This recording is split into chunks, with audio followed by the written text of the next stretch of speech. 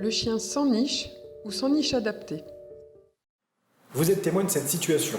Ceci est une infraction qui est réprimée par l'arrêté du 25 octobre 1982 et plus précisément le chapitre 2 de son annexe 1.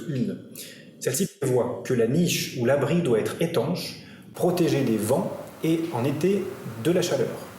La niche doit être sur pied, en bois ou tout autre matériau isolant, garnie d'une litière en hiver et orientée au sud. En hiver et par intempéries, toutes dispositions doivent être prises afin que les animaux n'aient pas à souffrir de l'humidité et de la température, notamment pendant les périodes de gel ou de chaleur excessive.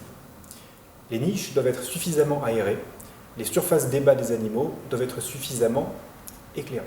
Nos chiens qui vivent dans des appartements ou qui partagent nos habitats, ils ont la chance de bénéficier des mêmes conditions d'environnement que nous, d'être à l'abri du froid, bien sûr, de la soif et de la faim.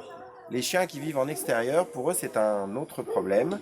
Et il faut les protéger des températures extrêmes, qu'il s'agisse des grands froids, associés éventuellement à beaucoup d'humidité, ou qu'il s'agisse des grandes chaleurs.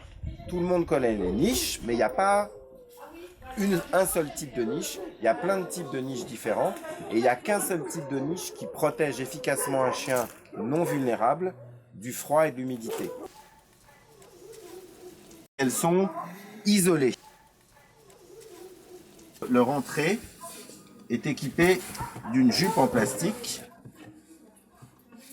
Il y a sur le sol toujours ce bon vieux revêtement la paille. Cette chose-là, c'est quelque chose de fondamental, c'est un petit sas.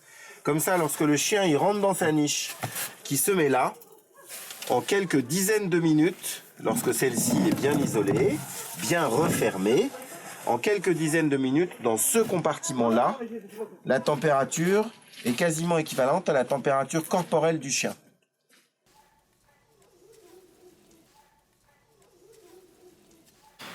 La sanction de la violation de ces dispositions prévoit que le propriétaire d'un animal qui ne respecte donc pas ses obligations, absence de soins, conditions de détention inadaptées ou privation de nourriture, etc., est puni d'une amende maximum de 750 €.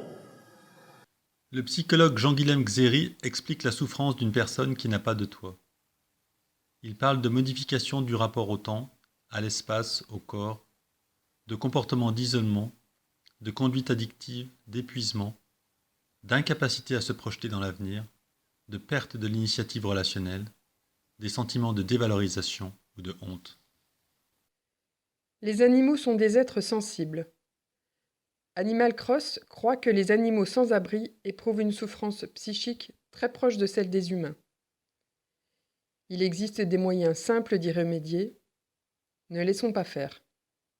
Retrouvez-nous sur le site maltraitance-animal.fr.